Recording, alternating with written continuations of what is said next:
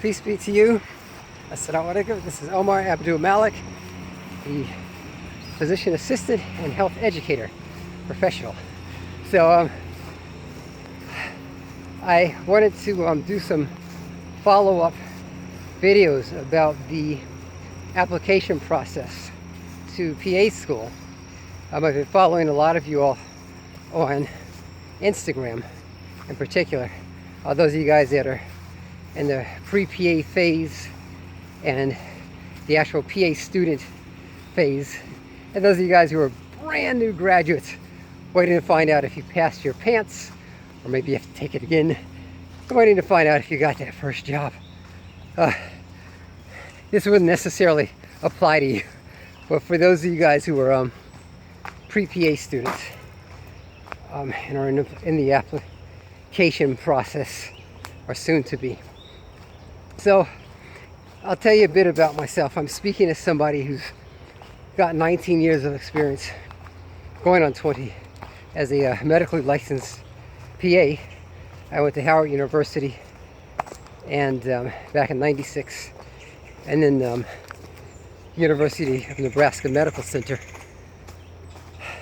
And then I taught on faculty for a few years, and I was on the admissions committee for a few years of a couple of schools. So I really know what schools are looking for. And it goes in this order.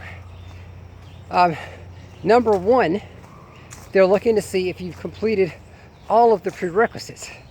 This is important. And you have to be somewhat aggressive.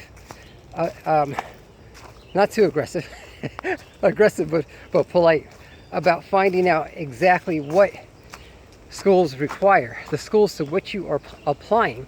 Find out what they require as prerequisites. And I'm doing this again because people have asked me repeat questions like, what's the best major? What kind of classes should I take? So you have to contact that school to find out what they require, what kind of prerequisites they require. Because there's really there's some basics like chemistry and biology, English, certain levels of math in particular. Some schools may require calculus. Others may just require pre-calculus or biostatistics. So you have to find out from that school. The more schools to which you apply, the more footwork you're going to have to do. Now, if you are certain that you've completed all the prerequisites, know that the next thing they're going to look at is your GPA. I talked in one video about being the caveat of being a barely there applicant. So you want to have at least the minimal requirement for that particular school.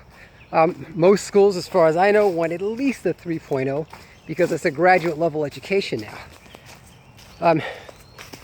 So if you have that, you can check that off. After the GPA, and the GPA is sometimes split up into two, that being your general GPA, grade point average of course, and your science GPA. You want to make yourself as robust an applicant as possible. So get as high as GPA as possible. So after your GPA, you've taken the prerequisites, check. You have at least the minimal GPA, check. Next thing after that is your direct patient contact hours. This is very important. CASPA has got some guidelines about that. What constitutes direct patient contact hours?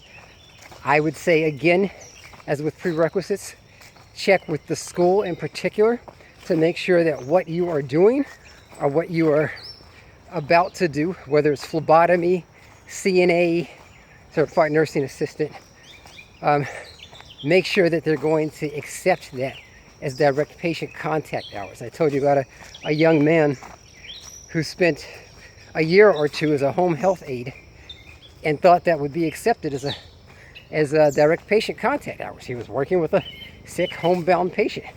The school to which he applied did not accept it. They were like, no, we want you in a hospital or a healthcare center. So you have to check with the school. So prerequisites, check. at least the minimal GPA check, direct patient contact hours, according to that school. They're making it harder now. So some schools want you to have a degree or a certification and a license in a particular field. I was a CNA for 8 years, so a certified licensed CNA. So that's 3 things. So the 4th thing would be your GREs. Not all schools require that you take the GREs, the graduate record exam. So you need to check with them, check with the school to which you're applying. Make sure that there is a minimal score, you know, because some just want you to take the helicopter. They're looking for me. Some schools may want you to have a particular GRE scores. Others just want you to take it, just as a formality, which I think is kind of a not cool, because it's like, man, you're wasting the students' money and time. There's no analogy to the MCATs for a PA school, so there's no PCAT or anything like that. Okay, so we're on what, number 5? So your prerequisites, check. Minimal GPA, check. Direct patient contact hours according to the school to which you apply, check. Number 4, GREs, check. Number 5, if you get, if you're so blessed and privileged as to get invited for the interview. I did what I like to think is a very good video about the interview types. There's many different types of interviews. I like to consider myself somewhat of an expert on interviewing. It can be a very harrowing experience. You want to be prepared for it, as prepared as possible. So practice one-on-one interviewing, group interviewing. I had a group interview when I applied to PA school. I did very, very well. Thank God for that. And then you just wait. You wait to find out if you got in or not. Pray, meditate, send forth positive energy, whatever you want to do. But those are really the steps. So I wish you guys the best of success in your positive endeavors. Keep up the good work. You know, I said in one video that PA school is really a 10-kilometer race, which is very, very intense. I'm a runner. As opposed to a marathon like medical school. It's a quick 4 years undergraduate, 2 to 2.5 years of PA school. But to me, it's well worth the effort. I would have done something else in the past 20 years if I didn't really enjoy what I'm doing. Okay, so I hope this was helpful to you guys. Again, I wish you all the best of success in your positive endeavors. You can reach me on Facebook, Instagram, Twitter, LinkedIn, and of course, leave your questions and or comments in the YouTube section. Take care. Peace.